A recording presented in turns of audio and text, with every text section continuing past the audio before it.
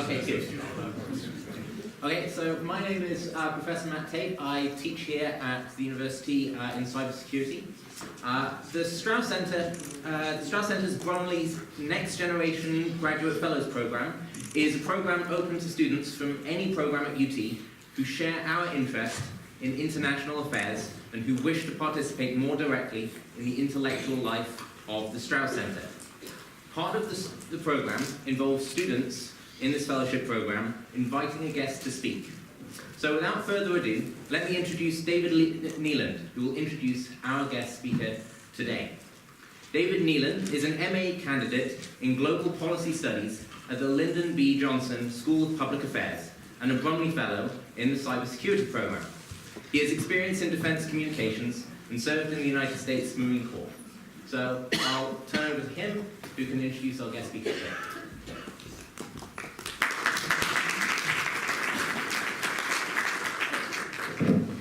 Thank you, Professor Tate. Good afternoon, everyone. It is my distinct pleasure to introduce our distinguished guest, Mr. David Sanger.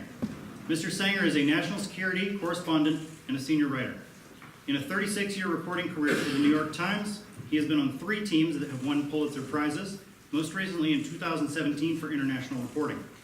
His newest book, which he's here to discuss today, The Perfect Weapon, War, Sabotage and Fear in the Cyber Age, examines the emergence of cyber conflict as a primary way for large and small states for competing and undercutting each other, changing the nature of global power. For the Times, Mr. Sanger has served as Tokyo Bureau Chief, Washington Economic Correspondent, White House Correspondent during the Clinton and Bush administrations, and Chief Washington Correspondent. Mr. Sanger spent 6 years in Tokyo before returning to Washington and has written on some of the most salient national security topics in recent years, including the emergence of Japan as an American competitor, North Korea's nuclear weapons program, nuclear proliferation, and the rise of cyber conflict among nations. In reporting for the Times, he revealed the story of Olympic Games, the code name for the most sophisticated cyber attack in history, the alleged American-Israeli effort to sabotage Iran's nuclear program with the Stuxnet worm. A 1982 graduate of Harvard College, Mr. Sanger was the first senior fellow in the press and national security at the Belfer Center for Science and International Affairs at Harvard.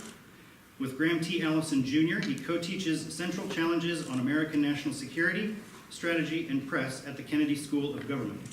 Please join me in welcoming Mr. David Sanger.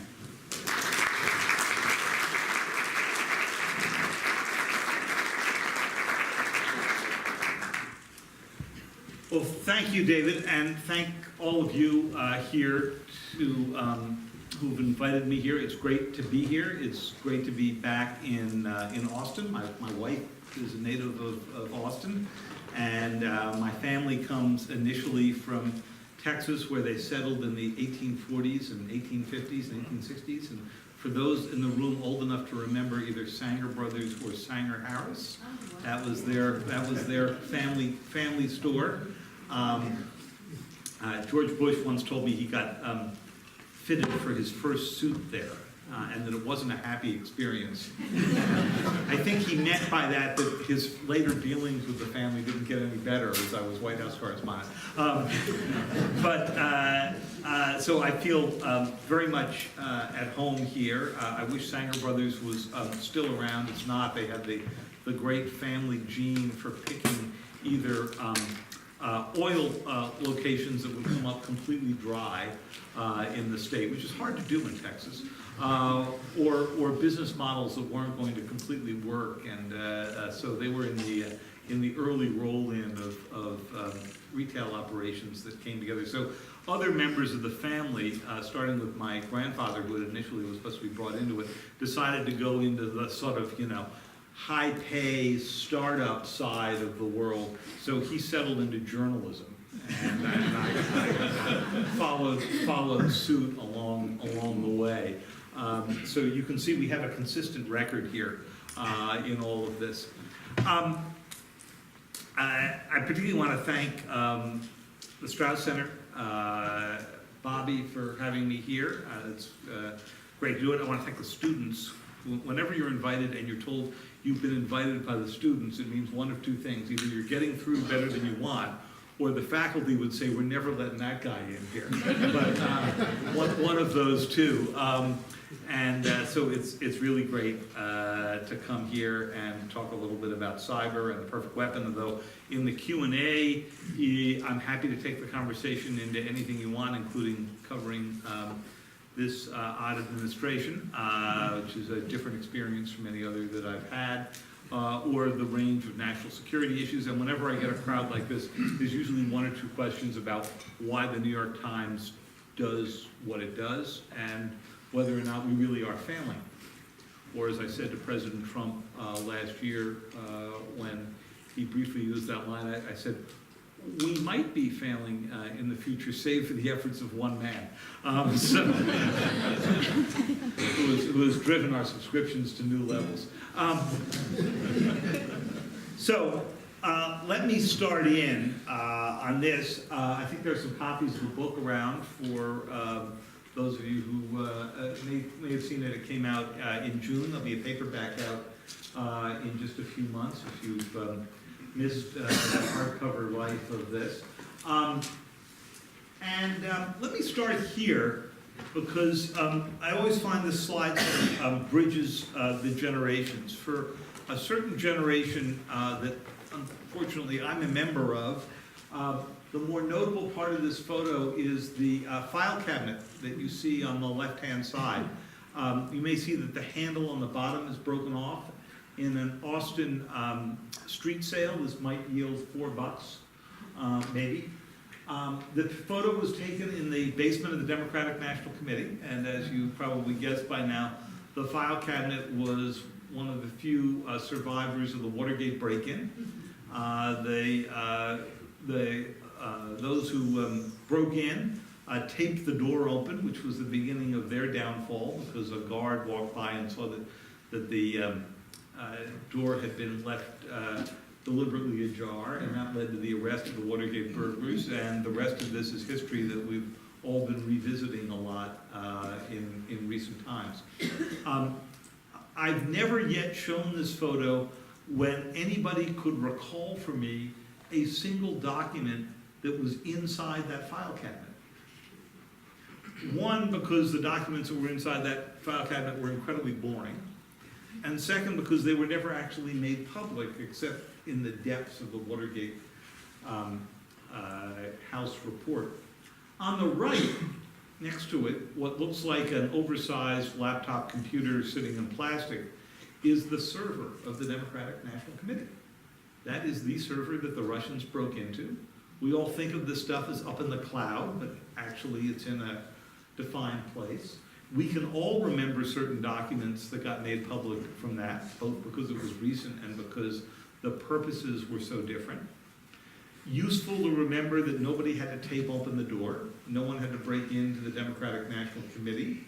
In fact, the people who got into it never even had to make it into the United States. They did the entire operation from an office in Red Square. They were being filmed a little bit by the Dutch along the way, but they didn't know that at the time.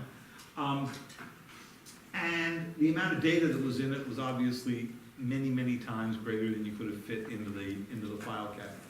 It just captures in one photograph how in the short space of 40 years we have moved this dramatically in the sort of political information warfare space, which I'll come back to at the end of the talk. But it's also a reminder of why it is that cyber is so ubiquitous as a weapon of choice right now.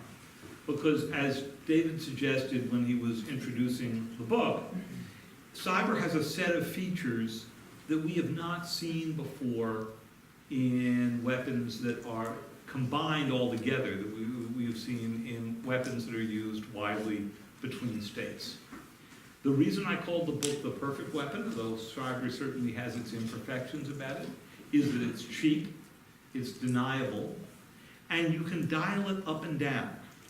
And that last feature is one of the most important because it means that you can calibrate your attack to be a short of war attack, and thus make sure, or to have a pretty good bet, that you're not going to see a military response, and thus not going to take the biggest powers of the world, starting with the United States, on directly for a military response.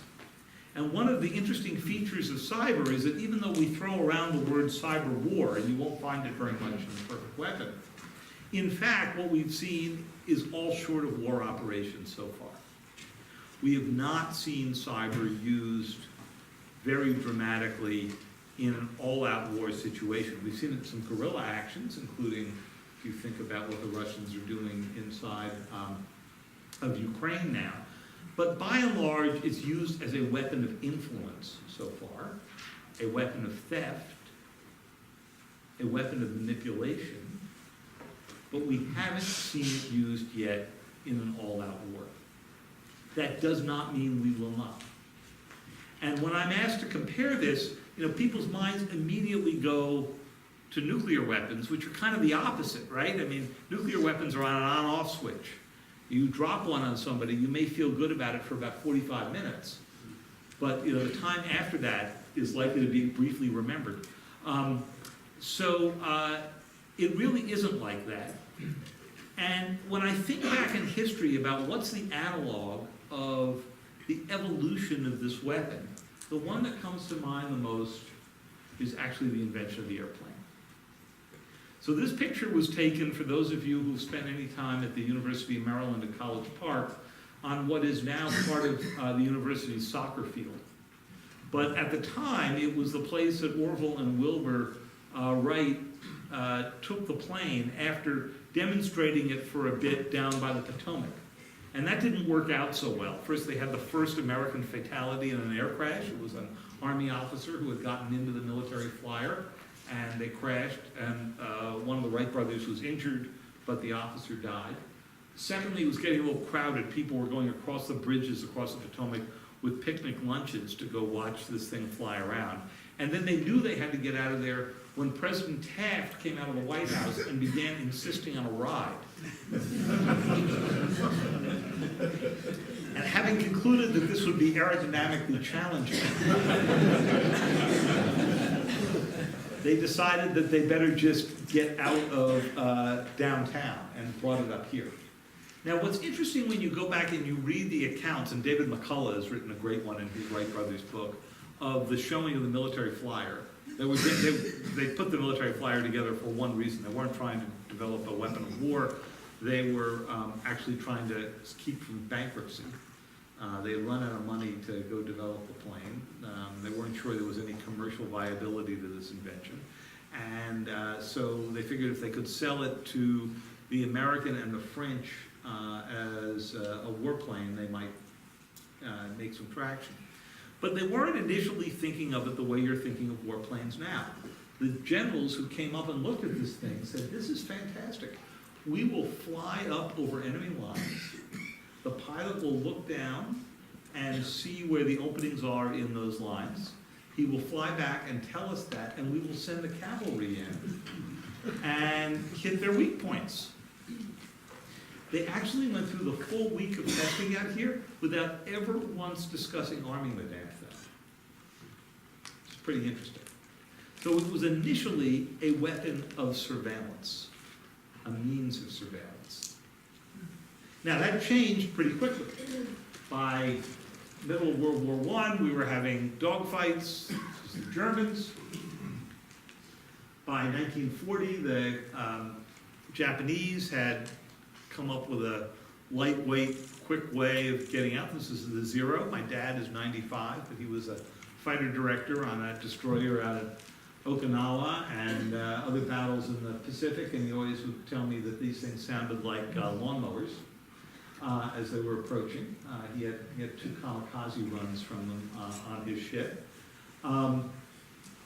Then by 1944-45, we were using the development of the giant B-29 bomber to combine that with another technology, an atomic bomb, and that was the result. Elapsed time was just a little over 35, 36 years between showing the plane for the first time to the generals and its combination with another technology, which became the fiercest weapon of war.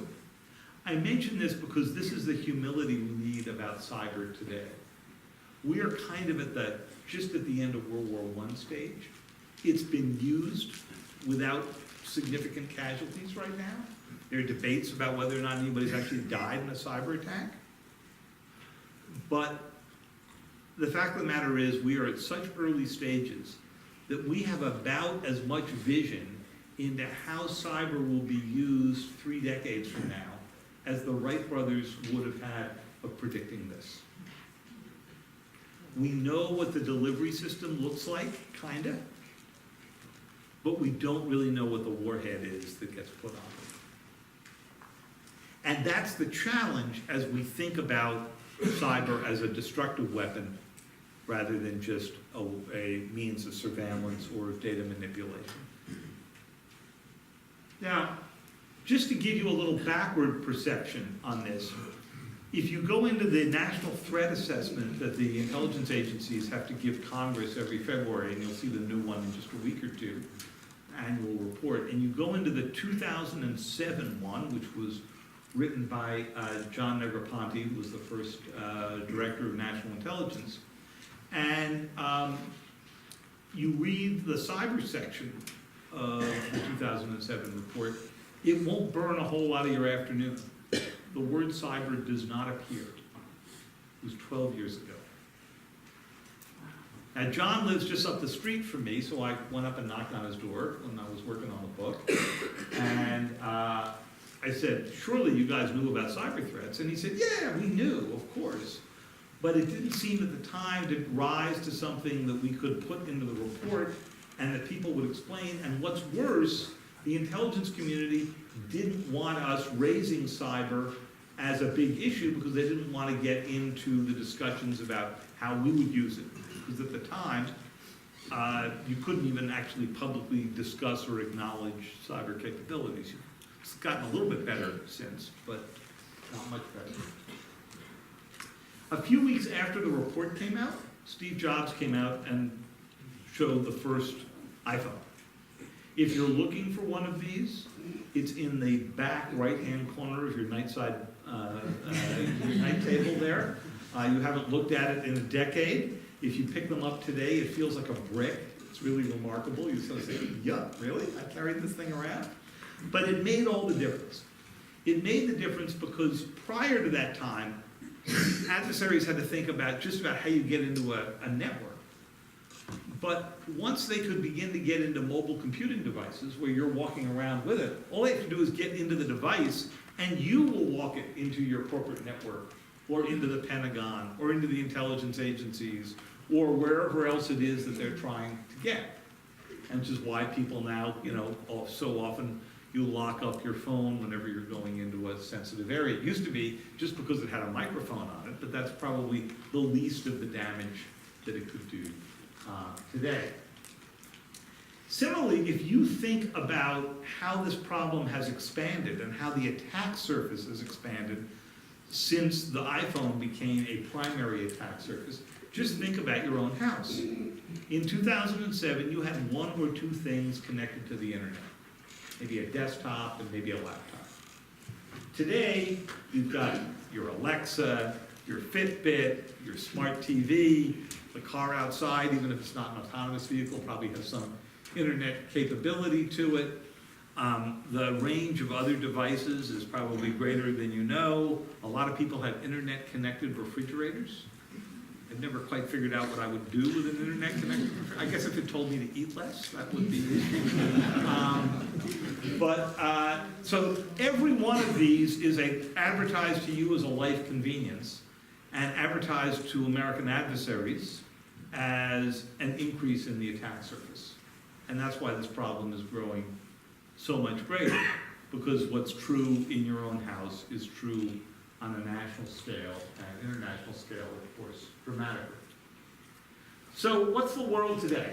For the past 5 years, cyber has been listed as the #1 threat in that threat assessment. I realize after watching cable TV for the past month, you would think that border security would be the #1 threat on the threat assessment.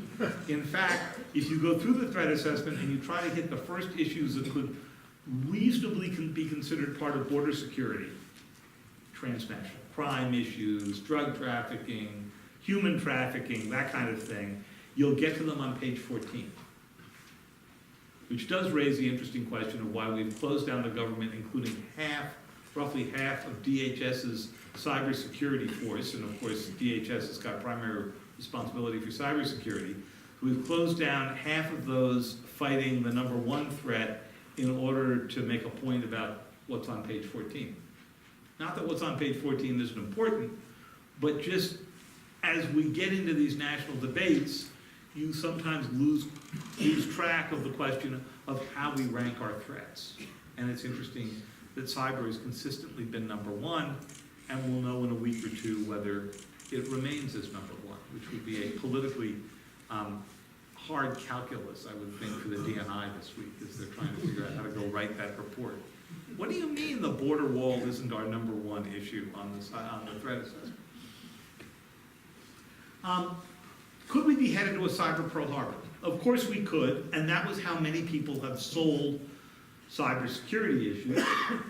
Jim Clapper, who's written a really interesting autobiography that's worth picking up, it's a lot of fun, made the point a few years ago to Congress that while we must be prepared for the Armageddon scaled strike, that's not the most likely scenario. And in fact, he's right. That's the scenario you would have at the moment that cyber moves from a short of war weapon to a beginning of a war weapon.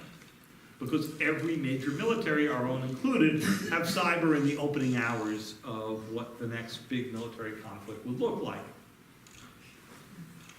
Now, that raises the question, why do we still use this cyber Pearl Harbor analogy? And the one who used it the most was Leon Panetta, who of course had been CIA director and the Secretary of Defense. So when I was working on the book, I called him up and I said, Leon, I'm struggling through this cyber Pearl Harbor speech you gave in New York to go do it. Why did you use that, since everybody around you tells me that they don't believe that that a cyber attack wouldn't play out that way? He was like, David, how long have you lived in Washington? If you're going to sell something to get funding and attention in Congress, you've got to have a quick and easy analogy on this. And cyber Pearl Harbor or a cyber 9/11 were the only ways you were going to get through to a Congress that really has no real understanding of what the underlying issue is. And I was thinking, he's right. But that gives you a little bit of a sense of how the quick wording that you hear thrown around on, in these debates may not match up with what the real threat is. This also comes from the threat assessment. I find a really interesting line here that IT networks and systems will be perpetually at risk. What's that tell you? This is not a problem that anybody who's looked at it thinks we're just going to turn around and solve one day with some great piece of technology or even with a great political solution. Like terrorism, like climate change, these are problems that are going to be with us for decades, if not generations to come, and we're going to have to learn to manage them. Nobody thinks that all the great work that has been done in counterterrorism over the past years, 18 years now since 9/11, is going to eliminate all terrorism. Of course we're going to have terrorism. We just had a terrible act of terrorism in Afghanistan yesterday. What we do think is that we can begin to design methodologies that will mitigate this considerably. And that's the way you have to think about terrorism, about cyber as well. And in fact, most of the interesting strategies we'll discuss at the end here come really more out of the lessons we've learned out of CT than they come out of the lessons we've learned out of nuclear deterrence. Yet right now, we don't really have a working concept of what that deterrence should look like. Now, as I alluded to when we were discussing the airplane, there are really four major ways that people are using cyber these days. Espionage is the easiest one. We understand that. We invented the mail and people started opening the mail. We invented the telephone and people started listening to telephone calls. So it was no surprise that when people started using email and other means of communicating over social media, it's an easy and open target. There's the manipulation of data. We think about the financial one, what happens if somebody gets in and changes all bank accounts, but also think about some easy defense ones. If somebody got into the military's database of blood types and changed the blood type of every soldier and sailor in the United States, imagine the damage you could wreak with that. And so you need to do that as you begin to think about where your vulnerabilities are. There's destructive purposes to do via cyber what previously you could only accomplish with sabotage and bombing, and their Olympic Games is the great example. We'll go into that in a minute. And then there's achieving political goals. And what's happened is that in our own minds as citizens, our view of those threats changes depending on what's the last bad thing that happened to us. So if you guys had invited me here 2 or 3 years ago, this would be a conversation largely about what do we do about all the Russians living inside our utility grid. And now it's a question of what do we do about the manipulation of election data. So the espionage one, this is fairly easy. The fighter on your left is the F-35, the most expensive fighter jet you've ever paid for. The one on the right is the Chinese version of it. It runs about 1/3 of the cost, and it's based in part on a design stolen in a pretty effective cyber attack more than a decade ago. But there are, of course, many of these in private industry and in government. I was with Bob Gates when he was Secretary of Defense on a trip to China once early in the Obama administration, and just as he got there to China, they ran the first flight test of this plane, just to sort of make the point to him that they knew where he lived. And he raises Hu Jintao, who pretended not to know that maybe he wasn't pretending, that the flight test had even happened. So, the destructive use, there have been many cases that we can think of, but at the time that I was reporting out the U.S.-Israeli operation against Iran, and I think in the introduction, David, you referred to it as alleged or purported or something like that. There's nothing purported about this thing. It happened. You can debate about whether or not the United States and Israel have formally taken ownership of it, which they haven't in any formal way, although they all widely discuss it now in a way that they did not 5 years ago, for sure, or even 3 years ago. But what's fascinating about this is that Olympic Games was really the turning point. It was the moment at which politicians, policymakers, the intelligence community, and the technologists all began to recognize the power of this as a weapon. So I'm going to dwell on it for just a moment or two. This is Mahmoud Ahmadinejad walking through the Natanz nuclear enrichment plant in Iran. The photograph was released by the Iranians. I don't think they knew what they were doing. This was one of the big issues at the time, was exactly how these centrifuges are piped together. Each one of these devices has an internal core that spins at supersonic speeds. And obviously, if they go bad, they blow up in a big way. And how everything was connected is of critical importance to how you bring down a whole grouping of these. Now, President Bush had a problem as he was beginning to be warned of the growing power that Iran had to use these centrifuges to make nuclear fuel. Not to turn this into a physics lesson, but if you spin these until you get to 4% purity of the fuel, and the fuel inside is uranium, and the heavier elements go to the bottom, and the lighter elements get fed off at the top, and therefore control its purity. If you spin this to 4% purity, you have the fuel for a nuclear power plant, run a nuclear power plant. And you can do that for different reactors at different ranges, but roughly there. If you keep spinning it and it gets to 90% purity, then you've got the fuel for a nuclear weapon. And that's why this is the ultimate dual-use kind of production, because it's the same facility, it's the same fuel, it's just the amount of time you keep rerunning the product. until you purified it. And that's why the Iranians, and they're not the only ones, can say, oh yeah, we're producing our own stuff just like you do, and we're producing it to make fuel for our civilian nuclear power plant. And in fact, starting in the Eisenhower administration, you are the guys who have encouraged us to go do that. Atoms for Peace was basically about that, right? And what we didn't envision at the time was the ease with which countries would be able to keep going. So what was Bush's problem? He had already invaded a country saying that they were building nuclear weapons, and it turned out that that wasn't the best call that they had ever gotten made.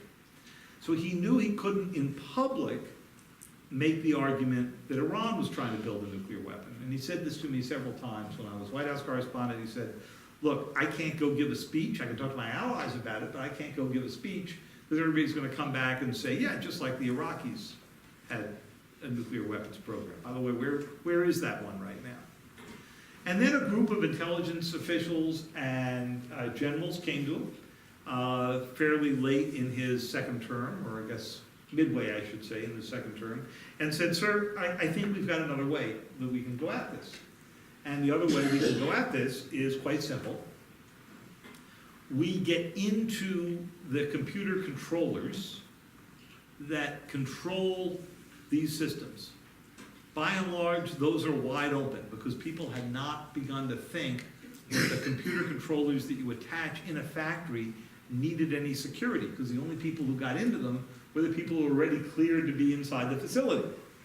And if you can get into the computer controller and you can reprogram this in a very subtle way, you can set these things so that they will spin out of control. And when they spin out of control, they will blow up like giant hand grenades.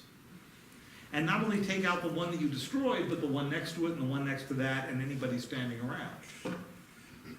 The brilliance of this was that if you did it subtly enough, the Iranians would not be able to go figure out why it was that their stuff was blowing up.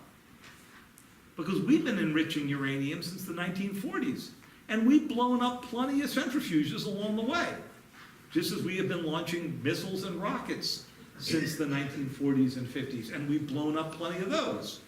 You make small mistakes in this, and in fact, that's what happens.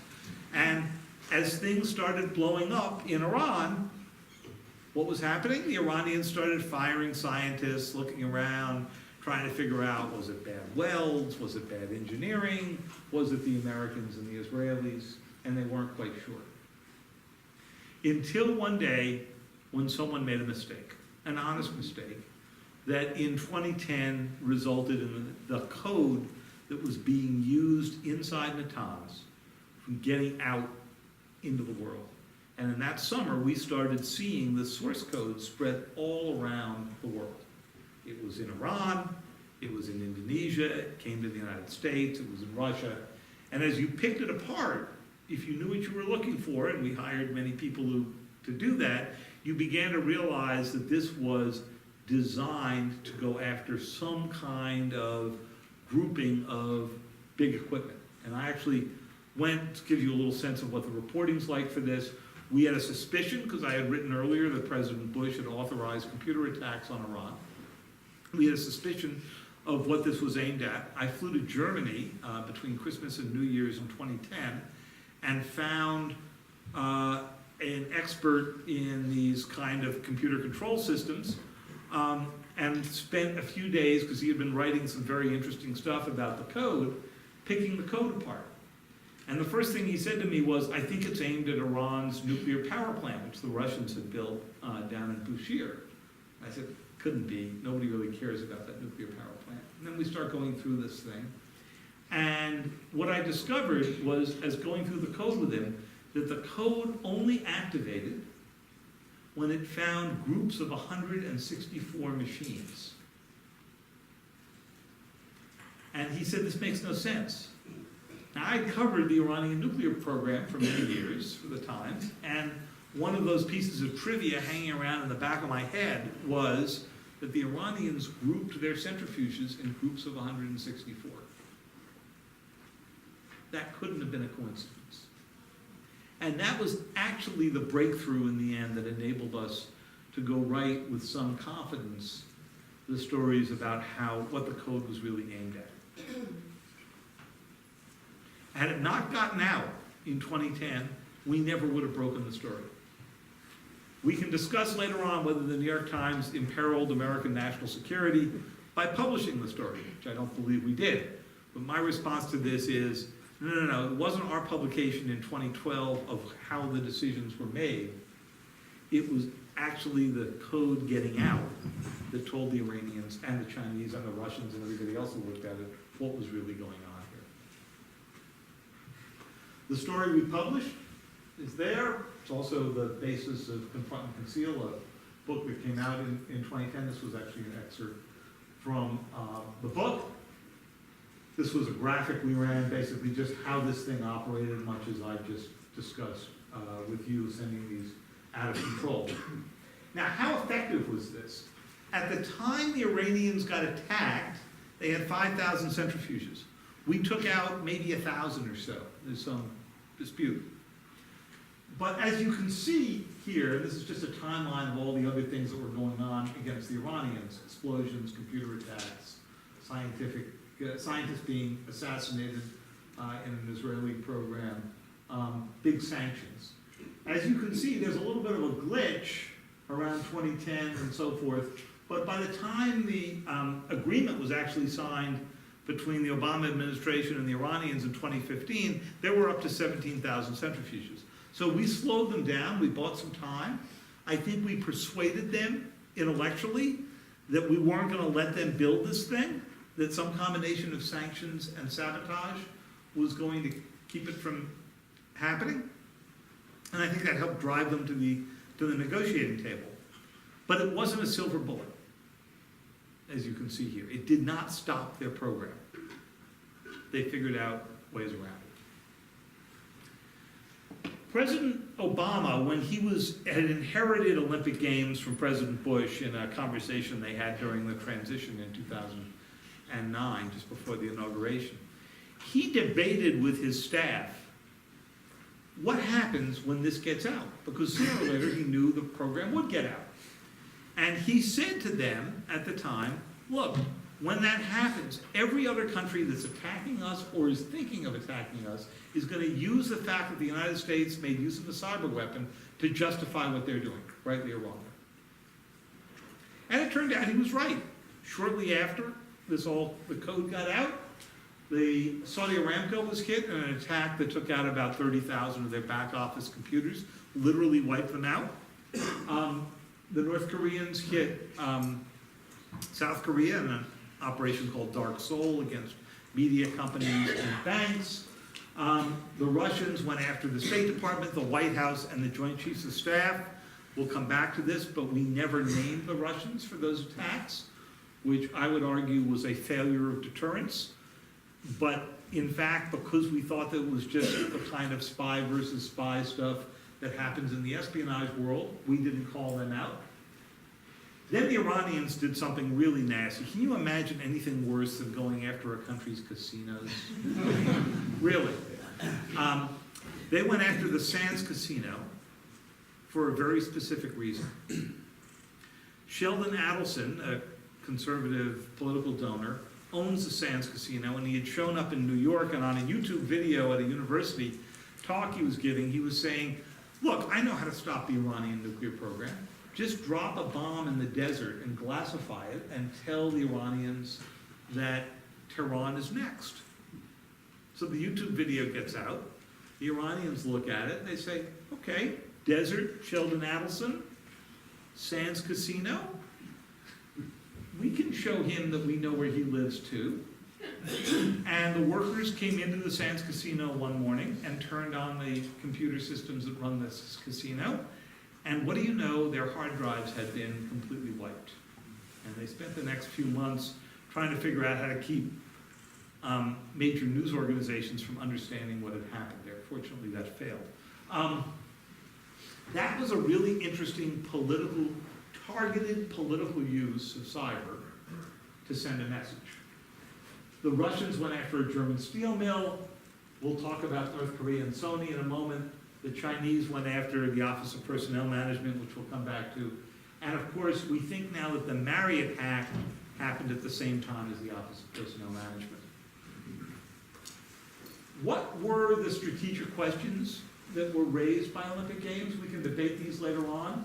I put these in so that Bobby wouldn't think that this was too much of a journalist and not enough of an academic approach here. I didn't want to take the lawfare dissing that I would get, otherwise. So I think one of the questions is, was the brief interruption in the Iranian program of a year worth it? What lessons did we learn from the fact that we couldn't keep the code from getting out around the world? It wasn't anybody's deliberate effort. And in the end, was Obama's warning more important than the actual attack? In other words, did we really start a new era here? Well, along comes the Sony attack. How many here have actually seen this movie, The Interview? Wow, I'm amazed that you guys are willing to admit to that. For those of you who haven't, I can now save you 2 hours of your life. Maybe you'll feel like it's 2 years. Because it's a truly terrible movie with a great poster. Okay? And the essence of this movie was these two guys are supposed to be journalists sent off to go interview Kim Jong-un, who you see down there. The concept is that the CIA hires the journalists to go set off some explosions and kill him on the way out the door. Now, we have a couple of journalists and former journalists in the audience, and we have a couple of former CIA officers in the audience, and I can tell you right now that if you were to hire a group of hitmen, I cannot think of a profession more likely to screw the job up than a bunch of journalists. I mean, first of all, you're counting on them being sober at the time of executing the operation, okay? So the whole movie was a crock, but the North Koreans caught early word of it, and they wanted to stop it from coming out. So they did the most logical thing you do if you were trying to stop a movie from coming out. They wrote a letter to the Secretary General of the United Nations asking him to use his great influence in Hollywood to stop this movie from happening. When this had the predictable result, they dispatched some hackers to China and to Southeast Asia to go deal with it. I'll just skip ahead here and you can see that's the leader of the group. We know him only because he got indicted about 3 or 4 months ago, 4 years after the event, for this, and he'll probably never show up in actual courtroom. What do we know about this? So here's Clapper showing up in North Korea to win the release of an American. He tells me that while this was going on, of course, was exactly while the North Korean hackers were inside Sony's system. But he knew nothing about it, because we have no way of detecting this kind of stuff being inside a US system. The intelligence agencies look outward, not inward. By the way, the guy you see that he's meeting there, look familiar to you? He's the one who was here last Friday meeting President Trump to set up the second summit. He also was here for the first summit. He showed up with that in the Oval Office with that giant, oversized white envelope that made it look like President Trump had just won the Publishers Clearinghouse. He is now out of uniform, but he ran the Reconnaissance General Bureau, which is the closest thing that the North Koreans have to a CIA operation. And he was running the Sony hack, or if you believe anyway that the details in the indictment. When people came into Sony in the morning after 3 months of careful work by these hackers, this is what they saw on their screen. It was a complete diversion, meant to have them reading this instead of realizing that their hard drives were being wiped. The only people who saved their data and avoided the hard drives from destroying themselves were those who reached behind their computers and unplugged it. About 70% of Sony's computing systems were wiped out in about 2.5 minutes. Now, somebody then had to go tell the president about this. This was not the actual briefer for the president. This is a scene from the movie. But I did find the briefer. Reefer said, "I never thought I'd be here briefing on a bad Seth Rogen movie, sir." Obama said, "How do you know it's a bad movie?"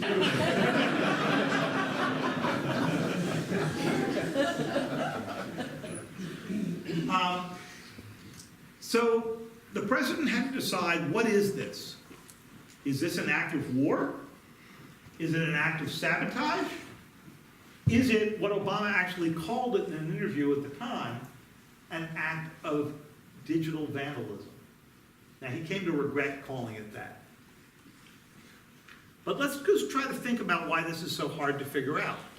Act of war. Let's be serious. We're talking about an attack against a movie studio. We're not talking about truly critical infrastructure. They didn't exactly take out the utility grid. They didn't exactly take out everything from Boston to Washington. But they went after a private company for a political purpose. Sounds more like sabotage or terrorism in some form.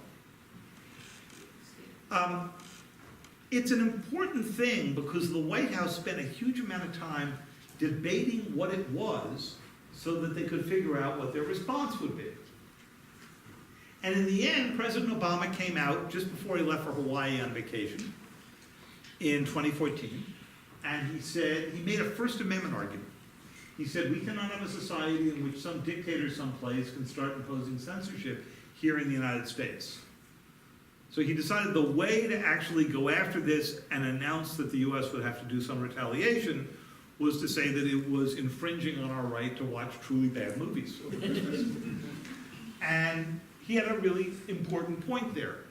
But it disturbed others who were afraid that we were setting a precedent of not declaring that an attack on a major American company is an act of war, or even necessarily an act of terrorism.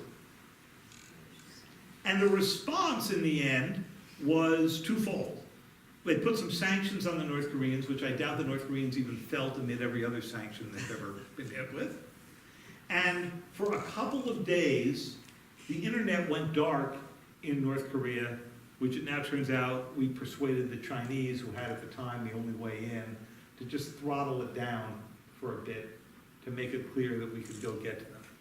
One of the reasons we didn't attack it ourselves was to do so would have required us to get into the North Korean systems by going through China. And the lawyers came out and rightly said, the Chinese are likely to be pretty angry if you are using their networks to go conduct an attack on a third country, one that they consider a nominal, if unpleasant, ally. And so it was determined we really shouldn't be going off to do that. So we got the Chinese to go do it for us. But it raises a particularly difficult issue that has been written about a lot, particularly in lawfare, which is, what do you do about this problem that we all live in these internet-connected networks, and so it's not like you're just sending an attacker over to a country, you've got to run through other people's networks to go do it. One way to think about this is, imagine that the North Koreans did not have cyber available to them at the time they did the attack. How would they have gone after Sony? They would have had to land some commandos at Long Beach, right? Call an Uber, beat their way through the traffic to get up to the Sony studios, probably commenting to each other they didn't know there were that many cars in the world. Get on the Sony tour, you know, with all the kids. Break away from the tour and stick dynamite under the Sony Computer Center. Take refuge in a bar and watch the thing blow sky high. And what would the political response have been? If you turned on CNN and you saw the smoky ruins of the Sony Computer Center, and the smoke rising over the Hollywood Hills, I think whoever was president, Democrat, Republican, Martian, would have had to go make something blow up in Pyongyang. Because they were able to do it using a deniable weapon, one where you couldn't see the damage on CNN, they basically got away with the most modest of sanctions. I'm not saying that was the wrong response that Obama had, but it just tells you how you think differently about it. Now, I asked somebody at Sony, very senior person at Sony, about that scenario. And he said he had asked about it, and he was told that if you had blown up the Sony Computer Center, you probably would not have done as much damage to the breadth of the network as the North Koreans did with their cyber attack. Now, interesting strategic question we've raised first. This first one, was it vandalism or sabotage or war? If Sony is not critical infrastructure, is it something the US government should be involved in defending at all? If you think they're private and they're not part of critical infrastructure, then are they entirely responsible for the defense? Particularly hard since we tell companies that are hit, you can't hack back. So they're sitting there thinking, how do I defend myself? Who do I call? If the US government says it's not my problem, who comes and protects me here?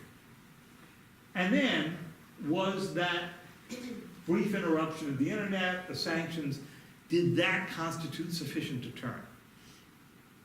Some argued it did. The North Koreans have never done this to us quite on that scale. Again, they've done other kinds of hacking. Others argue didn't really stop them for very long. Now, at the same time this was going on, the Chinese were inside OPM. OPM is the Office of Personnel Management. It's the most boring bureaucracy in Washington, and that is saying something. They were significant because they hold the files for every security clearance done in the United States except by the intelligence agencies. If you are in the Pentagon and you go to get a security clearance, if you're in the Commerce Department, the NSC, whatever it is, you fill out this enormously lengthy form, and it's got more than just your name and social security number. It's got your entire financial history, bankruptcies, whatever. It's got all the information about your family, your kids, your spouse. It's got the names of every foreigner you have ever met, if you can remember that. And it has a detailed list of every relationship you have ever been in. Think about that. Okay? These were stored not by OPM in OPM, they were stored in the Department of the Interior's computer systems, because Congress mandated that if there is extra space in a computer system, you should go use it. So they put it there where all the best protection could go on it from the Interior Department, which, as you know, protects information like bison migration in Yellowstone and so forth. The Chinese went in, figured out this is where the stuff is. It was all unencrypted. All that data. They picked it up, they encrypted it so we would not see that they were sending it back to Beijing, and they sent it back. It took a year just to figure out that something was amiss, and another 6 months to figure out exactly what that was. Pretty remarkable. OPM went to great lengths to explain to me why it wouldn't have made any sense to encrypt the data, and then put a little ad in the Federal Register to encrypt the data. So I wrote a little story in the Times suggesting that they give the contract to the Chinese since they had already done the work. It turned out that the general counsel at OPM is truly humorless. He did not understand that there was some irony intended in this publication. We lost 22 million files, 5.6 million fingerprints. We did not lose, say, the CIA's files because they didn't trust OPM enough to to use their system.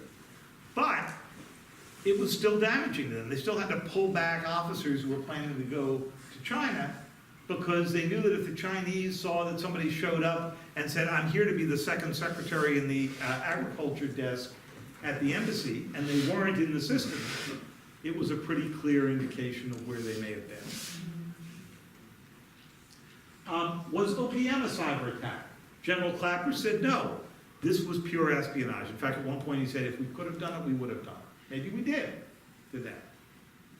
But this gets at a central problem that we have with this, which is we have the view that anything that is pure espionage, we do it to them, they do it to us, but you don't know how it's going to go get used ultimately. And what we now think is that the Chinese were taking the data from OPM, from Anthem Insurance, and from Marriott, among others, to put together a giant database that would only be useful to you if you've got big data capability, and then sort out from that who knows what, who's working with whom, who worked on the same classified programs, where do they travel, what are their health issues.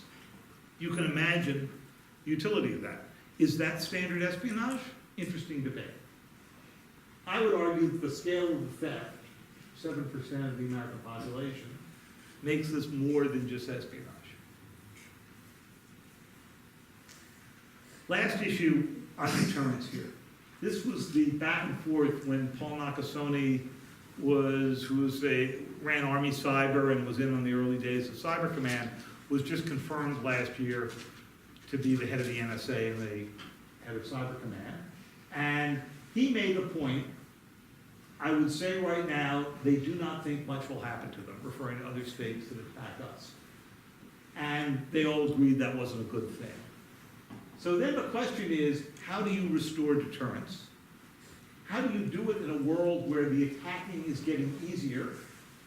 2018 is the second to the right bar.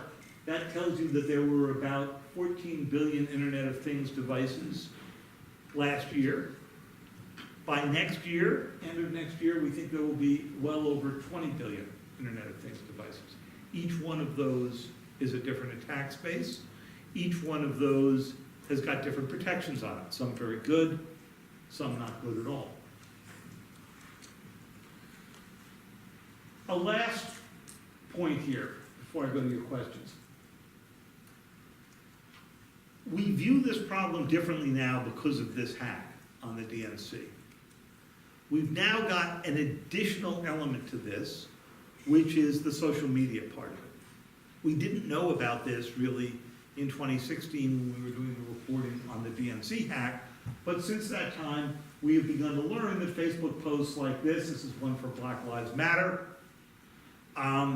were made to look as if they were coming from your neighbors, but instead were generated at the Internet Research Agency. And if you want to read a really interesting Mueller indictment, read the IRA indictment, because they were deep inside the Internet Research Agency, and you can see the conversations taking place in text messages and emails within the agency. They didn't really care at that moment who was winning. They cared about opening up the political divisions that we have in this country anyway.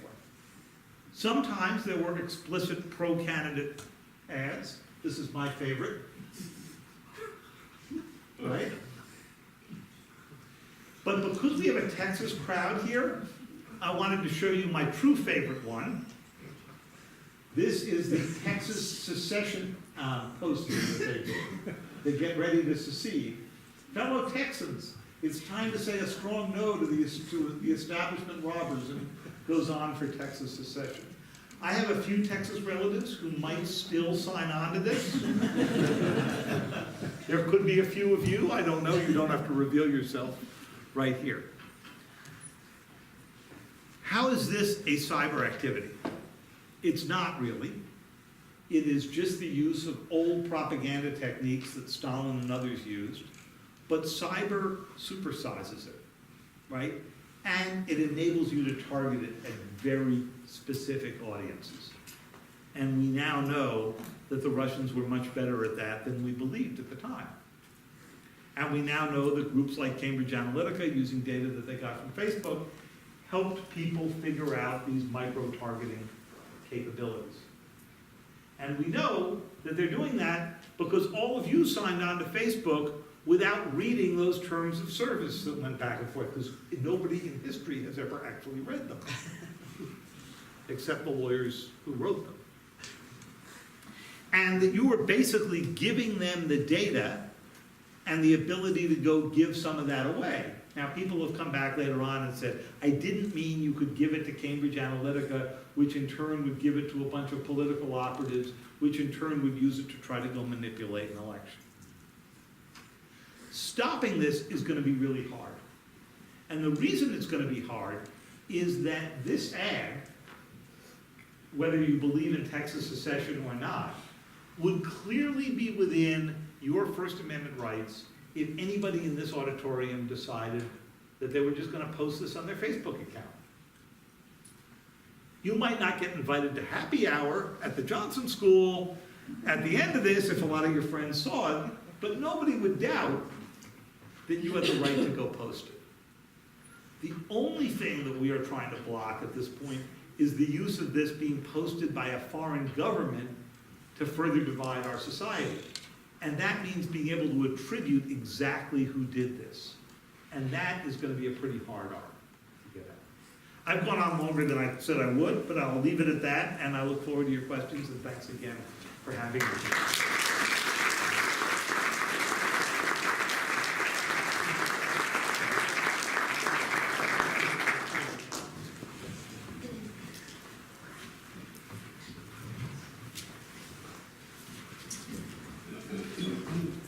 Thank you so much, sir.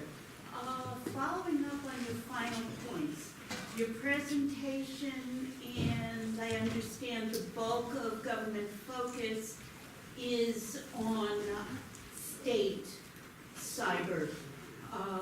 You finished up alluding to some of the dangers by non-state actors, politicians, etc., especially as technology evolves, the cheapness, easiness of deep fakes, other technology.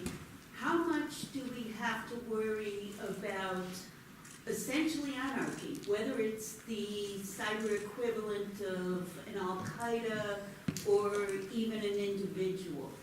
And what kind of specific or unique risks do you see from non-state actors? Great question. By the way, politicians I would consider part of state actors for these, okay? So there's other presentations to be done about the criminal uses of cyber, and that's the bulk of the cyber activity that takes place, and it's what you worry about if somebody has gone in to steal your credit card information. And frequently it gets confused in the public mind, and the government's sometimes responsible for that. Those of you, anybody here get the letter after the OPM hack that said, right, okay, you got it. Do you remember what the letter told you? It told you that the government was giving you a free year of credit protection. As if Xi Jinping was really interested in going to Target with your Visa card and stocking up for the kids for Christmas, okay? It was almost misrepresentation. It was an effort by OPM to sort of say, this fits into that realm of who knows what this is all about. It almost just fits in with all those other cyber attacks you're at. I would separate out the criminal activity because we have a way of dealing with that, right? We can indict people. It's another form of fraud, right? If they're taking your credit card information. Deep fakes gets to a harder issue, and one we haven't quite gotten to, I think will be pretty political. It doesn't necessarily require broad federal strategy to go deal with the cyber crime issue. There may be some federal laws involved, particularly if it's securities fraud and so forth. But by and large, I don't find that interesting a question. That's, as a friend of mine put it, Ben Franklin invented the post office and we got mail fraud. Alexander Graham Bell invented the telephone and we got wire fraud. The internet comes along, what do you expect was going to happen? Right? Okay. Terrorists are interesting. We have not seen the cyber used that much by terrorists for actual attacks. There was a little bit of it in some of what was done in the big attack on Bombay nearly 10 years ago. By and large, cyber takes patience, working in one place pretty carefully. Terrorists tend to be on the run a lot, tend not to always be the most patient planners. That may change, and I can imagine in the future, since the technology is not that hard to get to, that you'll see Al-Qaeda or ISIS turn to it. But in the end, most of what ISIS did with cyber was recruitment, right? Which we found very difficult to go fight off because you can take that recruiting material and put it in a server anywhere. So these are all interesting questions, but right now, the focus of The policy questions are really state on state. Yes, you mentioned the, can everybody hear? Okay. You mentioned how cyber was a big part of the election and kind of talked during the election. Obviously, they were going after data, election officials, election rolls, voters, things like that. Seems like they haven't done anything effective with that yet, but kind of like your analogy of, you know, the first plane and what happens afterwards.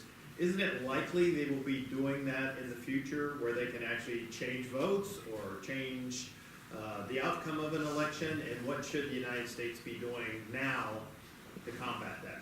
Terrific question. So I'll take the last part of the question first, which is if I was emperor for a day, I would not allow an election, a voting machine to be used in the United States that did not have paper backup to it, right? Because sooner or later, something's gonna happen. It might be by accident, it might be by programming error, and it might be malign, but you wanna be able to go back, even if it takes weeks or months, and sort out how the fundamental act of a democracy operates, and that means you have to have a paper backup. Our record here is not great. In 2016, during the presidential election, we had 9 states, I think, that did not have any paper backup, and we had 12 or 14 that had paper backup in part of the states and not in others. Come 2018, the numbers were exactly the same, right? And there's a big lobbying effort by the makers of the voting machines to affect all this, and a very good piece that the New Yorker posted just this week on just that topic.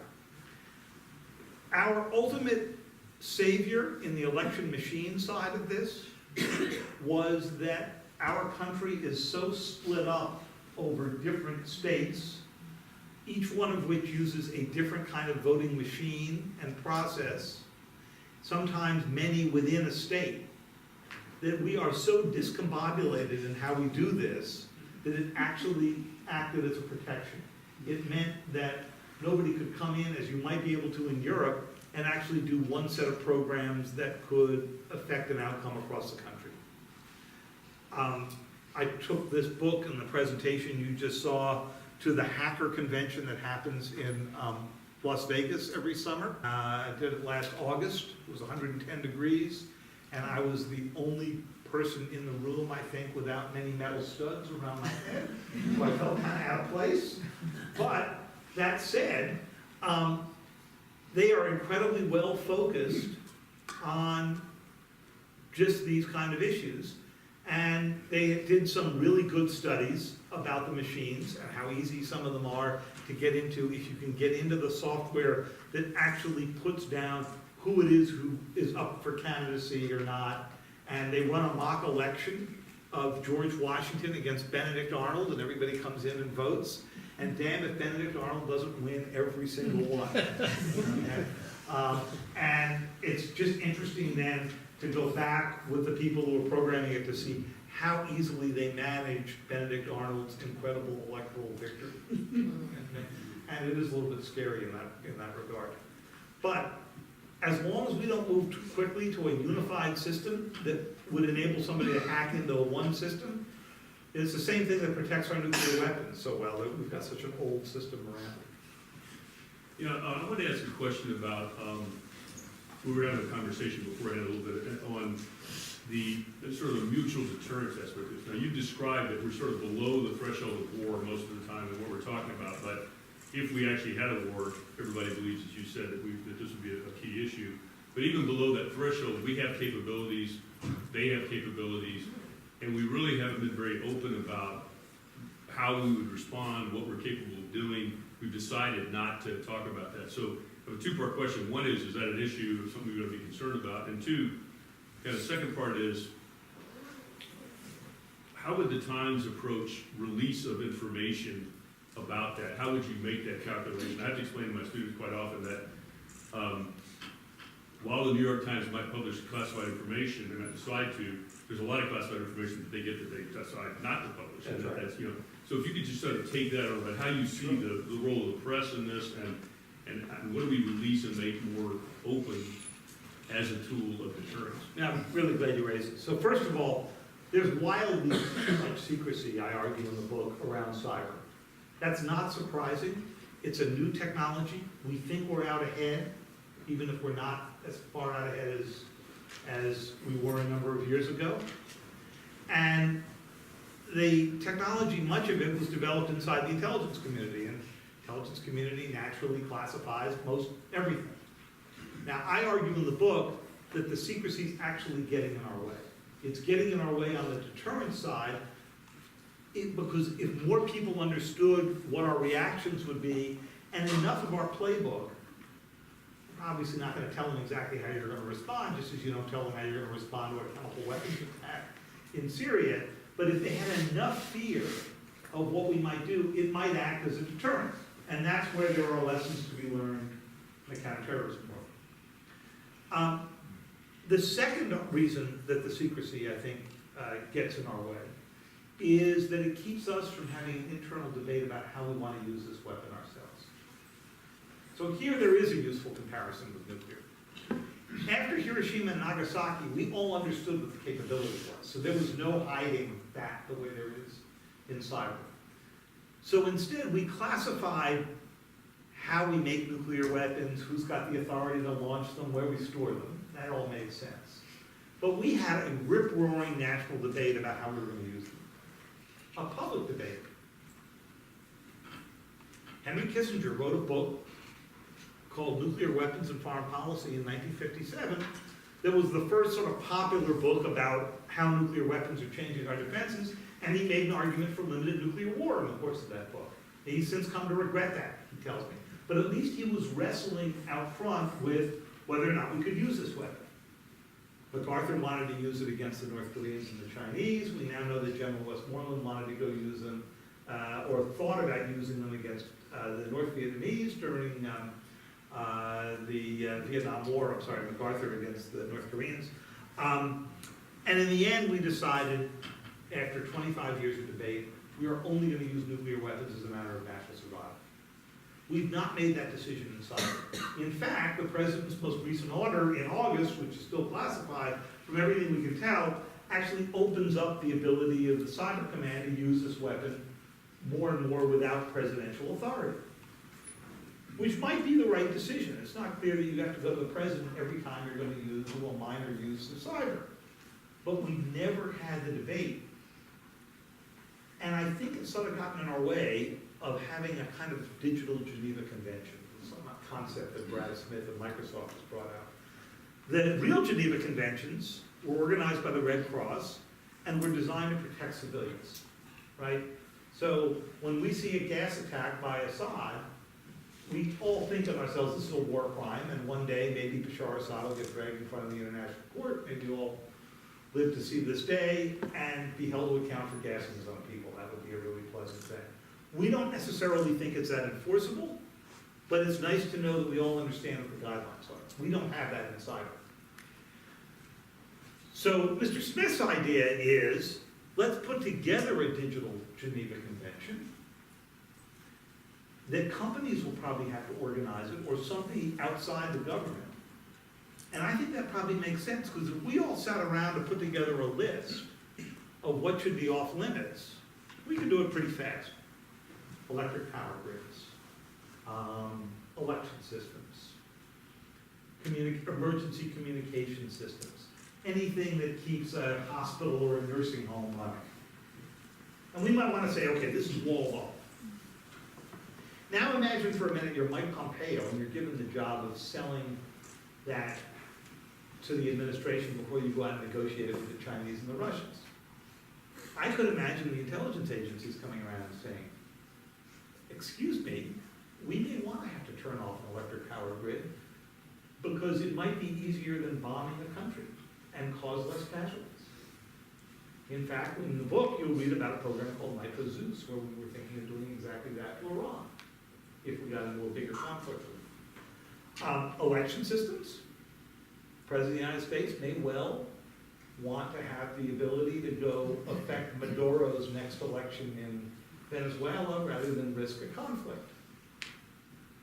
you can imagine how difficult this would be because it would put limits on our own activity. Just as there was opposition to the Comprehensive Test Ban Treaty, and still is amongst them.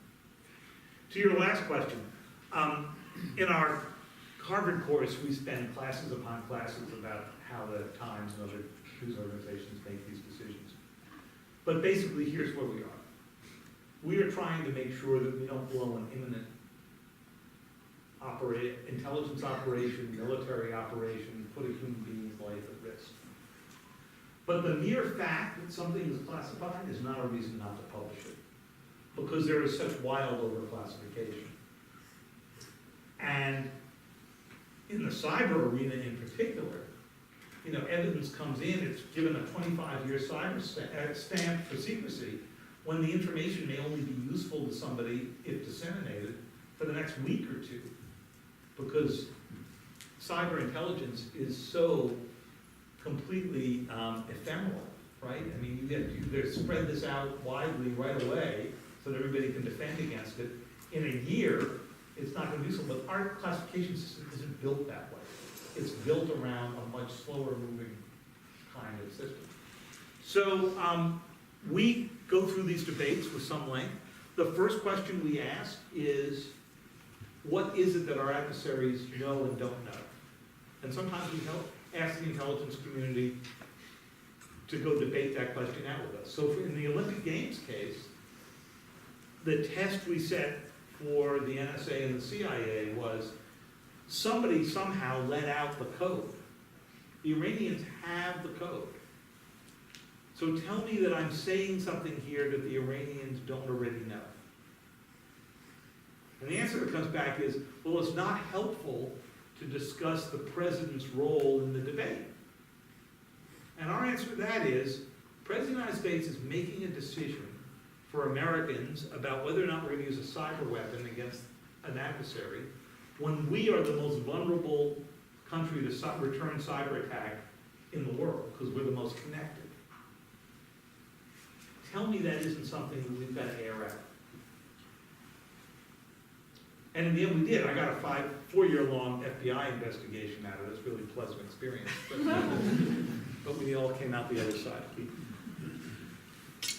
This ties along some of the same themes as Paul raised in this question, but if the rules for the road aren't necessarily practicable, and there's escalation risk in any tit-for-tat retaliation, what is, or is there a Washington security consensus on U.S. protection and/or deterrence strategy?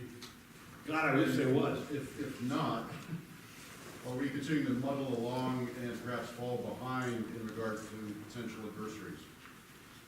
So the good news is that in the academic world, and some within the military, and some within the intelligence agencies, you're beginning to see some debate about what that should look like. And this is very much modeled on the nuclear era.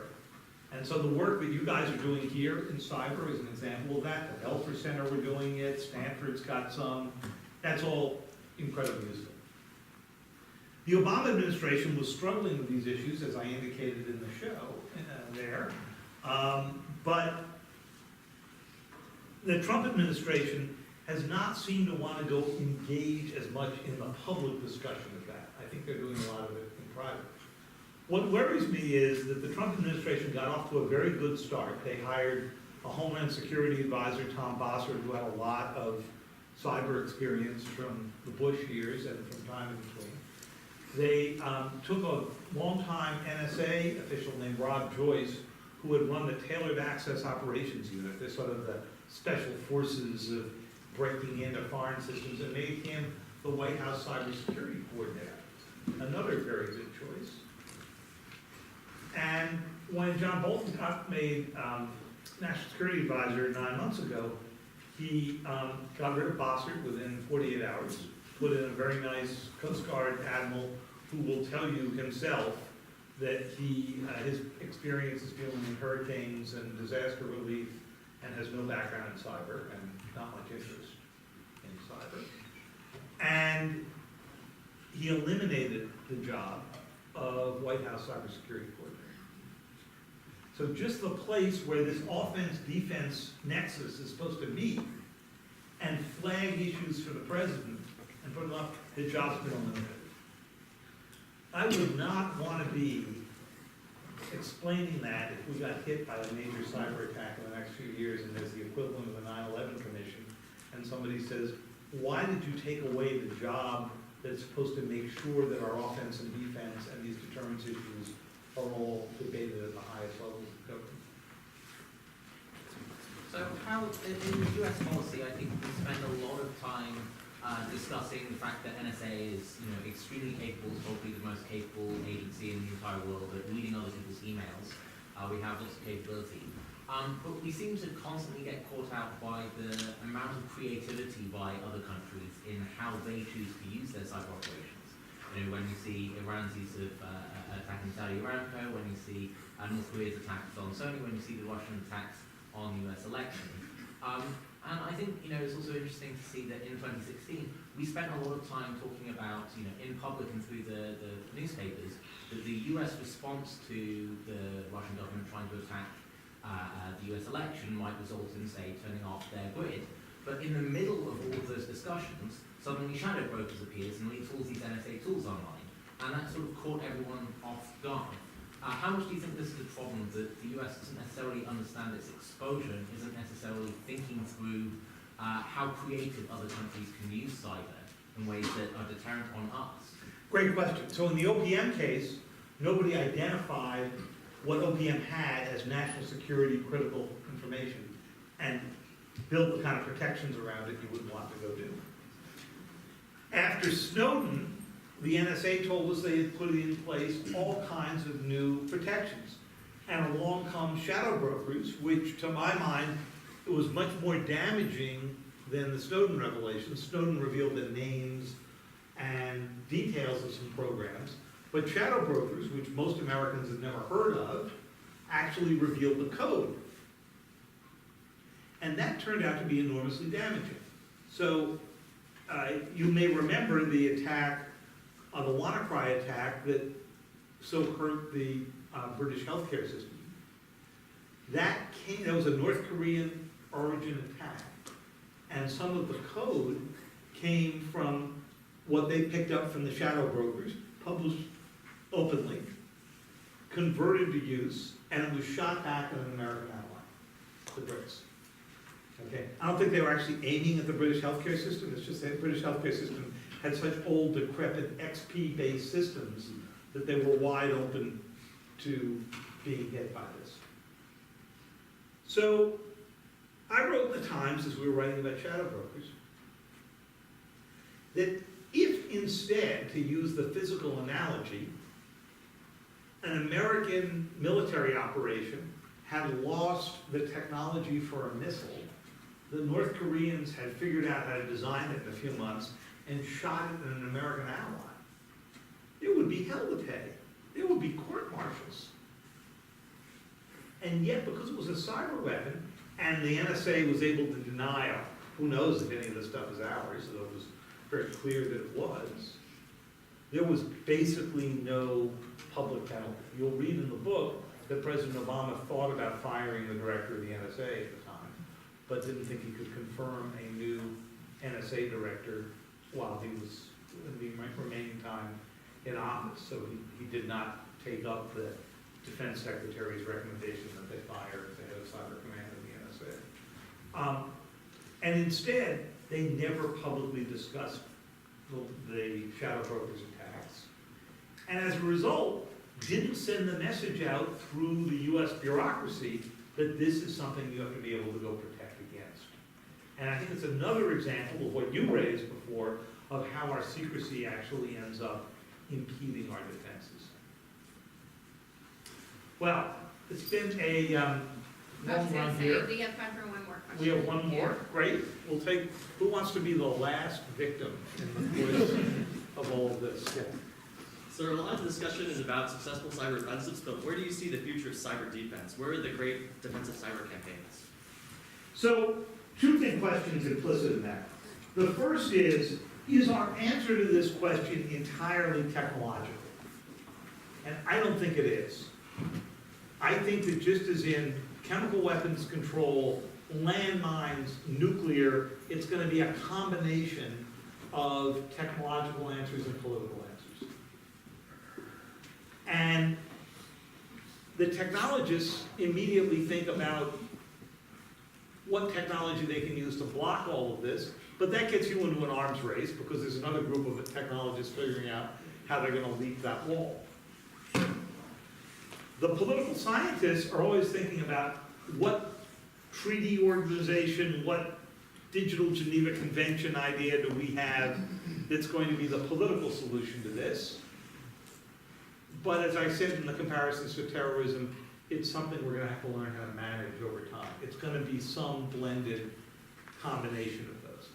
That said, if you go back over the history, and this, I run through it in the book, of the debate inside the Obama administration about how to respond to the Russians in the summer of 2016, what you discover is that while they had all kinds of good ideas, reveal Putin's connections to the oligarchs, reveal Putin's billions, cut the Russians off from the global financial system, nobody wanted to do that because, as the president said, if we're the most vulnerable, aren't they just going to come back on election day after us?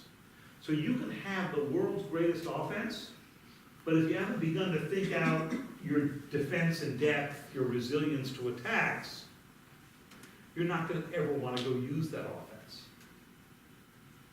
And that's sort of where we are today.